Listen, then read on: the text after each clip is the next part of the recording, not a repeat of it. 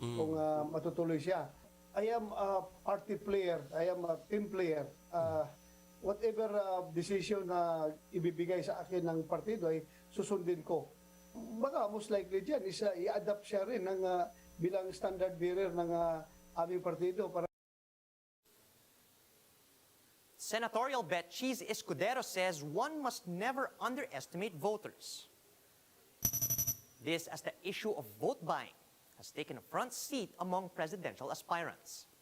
In an interview with the chiefs, Escudero explained that people won't use doleouts as their basis for voting, especially if they know that the aid that they received is from the government and not the politician.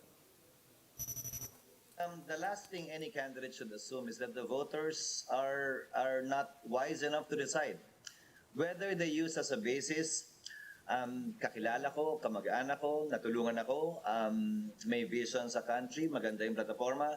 It's the freedom of each and every voter to choose the basis on who to vote for in the coming elections. And it's not for me, for you, especially me as a candidate, to underestimate the voter and say that he doesn't know what he's doing. The voter does know what he or she is doing. It's just that they have different reasons for voting for a particular candidate. Here's a recap of what other presidential aspirants said about vote buying.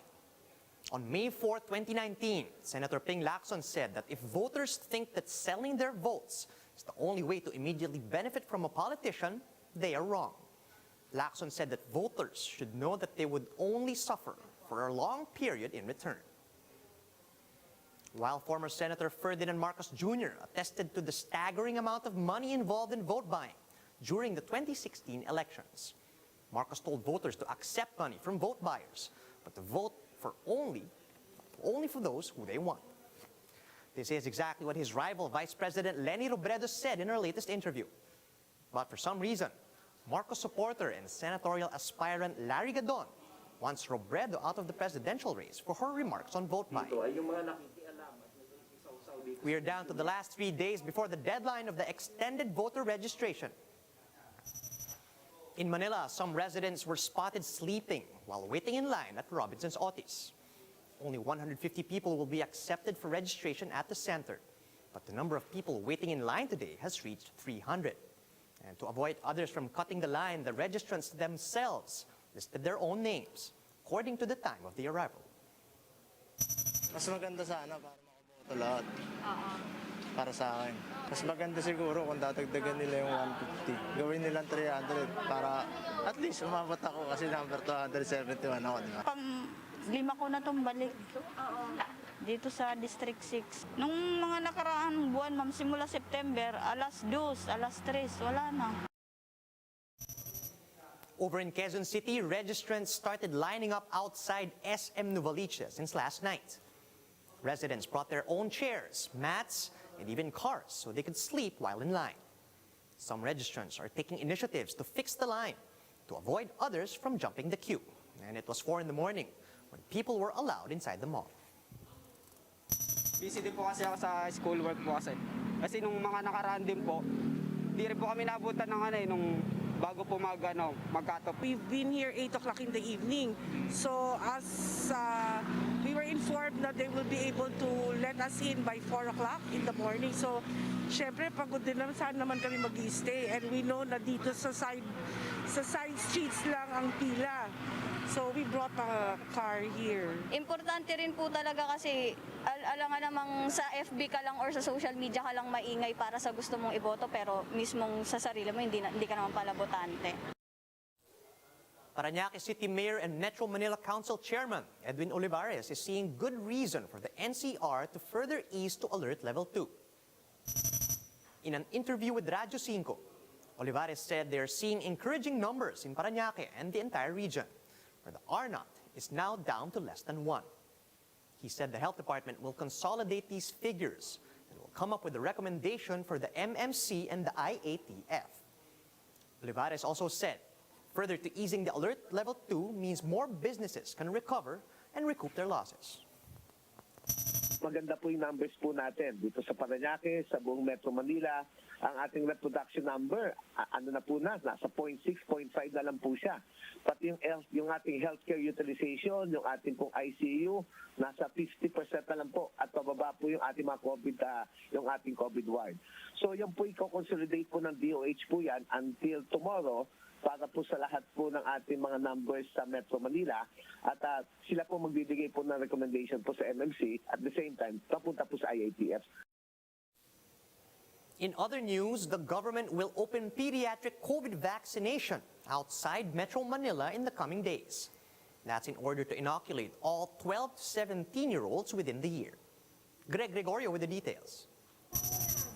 Almost 2 weeks after inoculation of immunocompromised minors aged 12 to 17 started, more than 18,000 teenagers in Metro Manila have already gotten their first dose. Now, the government wants to expand the vaccination drive outside NCR beginning October 29.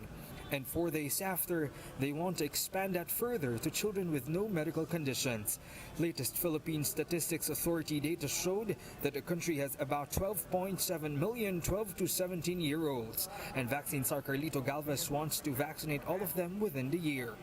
While the Health Department has yet to iron out the guidelines, the agency said children will receive Pfizer and Moderna jabs. Speaking of vaccines, the local Food and Drug Administration is now reviewing the emergency use authorization of some brands to possibly allow for the rollout of third doses and booster shots.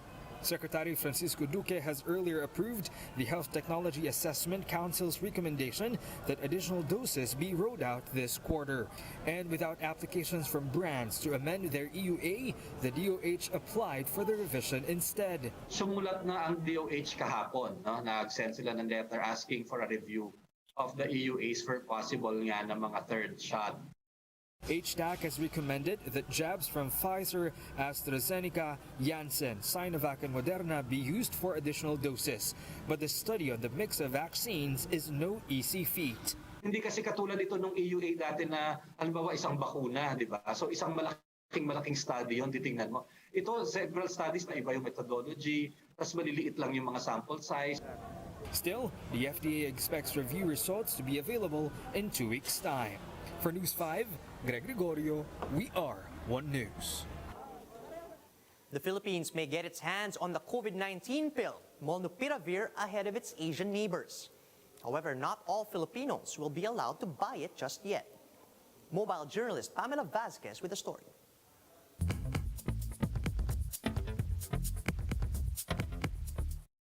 The Philippines is getting its first shipment of the COVID-19 pill Molnupiravir by next month. It's the first ever oral treatment for COVID in the world, developed by pharma company Merck.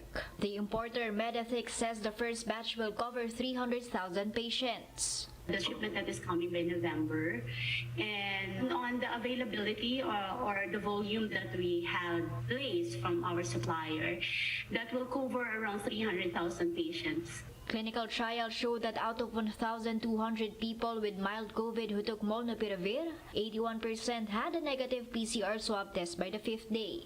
The brand will be called Molnuflu, and it will come in a bottle of 40 capsules with the recommended 8 capsules per day for 5 days. The importer says they will aim to make it affordable. Perhaps we'll establish that in early November. Hopefully it will be 100 to 130 pesos per pill.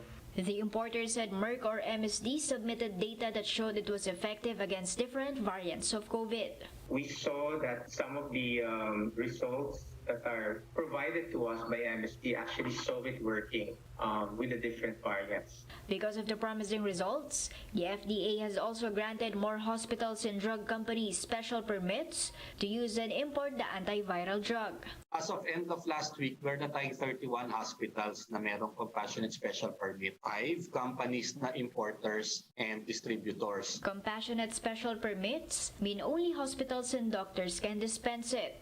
The Philippines is actually getting its supply ahead of many countries. Asia-Pacific nations like Indonesia, Thailand, and South Korea are scrambling to secure their supplies of Molnupiravir. Mobile journalist Pamela Vasquez, we are One News. Here's a quick look at some of today's headlines. Presidential candidates are visiting several areas today. Vice President Leni Robredo is in Naga City. Senator Manny Pacquiao is in Cebu, and Manila Mayor Isko Moreno is in Pampanga. COMELEC is planning to conduct a blended presidential debate for the 2022 polls. But not all presidential aspirants welcome the idea. And TNT is now just one win away from winning the 2021 PBA Philippine Cup after beating Magnolia in Game 4, 106-89. And those are the top stories at this hour. Join us again later at 10:45 a.m. as we continue to monitor the day's biggest stories. You can also catch One News on Signal Play. Just register for a free account at www.signalplay.com so you can stream One News live anytime and anywhere. I'm Charles Lejano. Mask on, wash hands, and stay safe, Philippines. We are One News.